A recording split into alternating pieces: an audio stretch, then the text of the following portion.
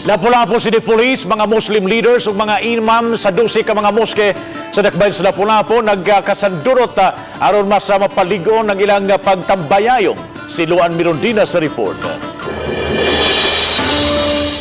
Sa yuganihang buntag, tagsa-tagsang gibisita ni Lapu-Lapu City Police Office Director, Police Colonel Clarito Baha ang 12 ka mga moske sa nagkariang barangay sa Dakbayan. Uban niya ang mga hepe sa nagkariang police stations, lakip na ang hepe sa City Intelligence Branch.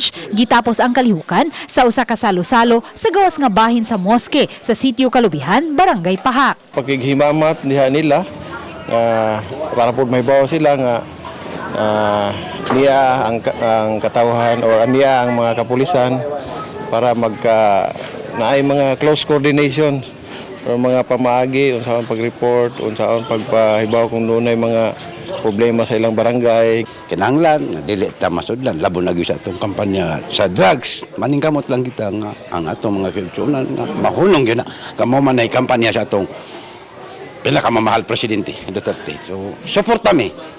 Dulan sa 10,000 ka mga Muslim ang nagpuyo og nanginabuhi sa dakbayan sa Lapu-Lapu. Uban ni Rinanti Quiñones, Luan Mirondina, Balitang Bisda.